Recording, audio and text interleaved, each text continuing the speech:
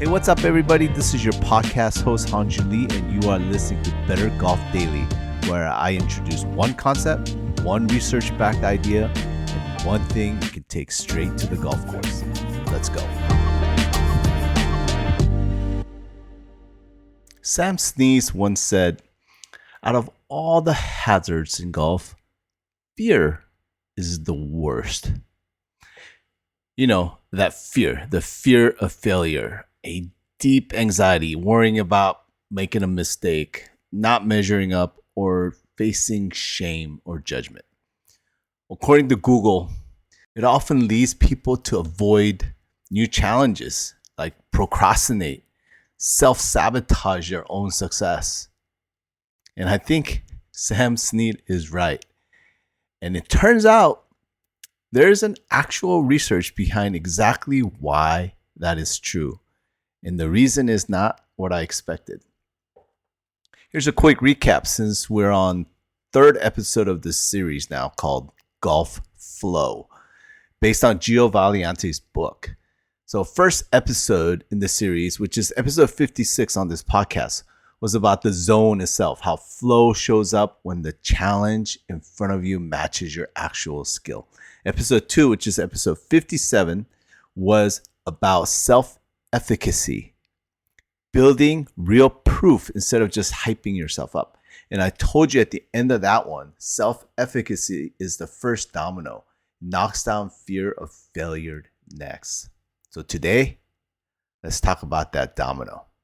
What fear of failure on the golf course actually is, because I think most of us have been picturing it wrong. All right, here's what I mean.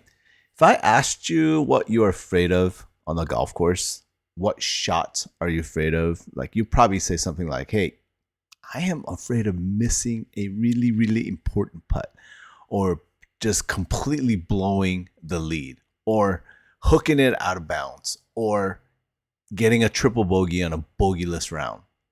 It sounds right. But a researcher named Conroy spent years studying fear of failure specifically. And what he found is that it's almost never actually about the outcome. It's about what the outcome means to other people. He broke it down into a handful of categories. And the biggest one by far is shame and embarrassment. Not, I'm scared the ball will go in the water. It's more like, I'm scared of how I look if it goes into the water or if I duck hook it. Isn't that interesting? Think about it. The 3-foot putt alone on the practice green at 7 a.m. that nobody's watching, you make it without even thinking twice. Put your buddy standing around the green with money on the line, and suddenly your hands don't feel like your hands anymore. The putt didn't get any harder. The stroke is identical. What changed is that failing now comes with an audience. Conroy's research also found fear of failure connects to things like worrying what people who matters to you will think, or worrying that it would say something bad about who you are as a player, not just what you shot that day. It's rarely really about the ball. It's about the story you think the miss tells about you. I always assumed my nerves were about the shot itself. Turns out, a lot of the time, they're about an audience that in most casual rounds genuinely does not care as much as I think they do, which is both a little humbling and honestly, it's kind of a relief. So here's how you actually use this on the course. Next time you feel that tightness before a shot, the sweaty grip, the quick breathing, don't just try to push through or tell yourself to relax. Ask yourself one honest question first. What am I actually afraid of right now? Is it really that the ball might end up in the water, or is it that my buddies are standing right there watching? 9 times out of 10, when you actually say it to yourself honestly, it's the second one. And just naming that truth out loud takes some of the power out of it.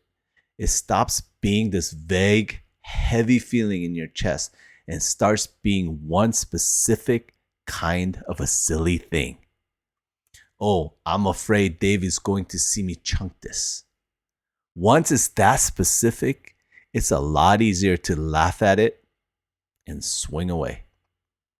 There's a version of this that happens on the tee box too. You step up to a hole with the water down on the right and your group is watching. And suddenly you're not thinking about your swing at all. You're thinking about how it'll look if you slice one into the lake in front of everybody. Same fix applies. Name it. I'm afraid of looking bad in front of these guys. Not, I am afraid of the swing. Once you know which one it actually is, you can talk to yourself through the real thing instead of white knuckling a shot you're technically capable of hitting. So next time fear shows up on the course, don't just try to muscle past it. Get specific about what it actually is first, because most of the time it's smaller and sillier than it feels in the moment. Name it honestly, and it tends to lose its grip on your hands. Thanks for tuning in, everyone. Talk to you next time. Until then, remember, Sam Snead was right. Fear is the worst hazard out there. The good news is, unlike water or sand, this one gets smaller the second you actually figure it out. So let's figure it out. Bye for now.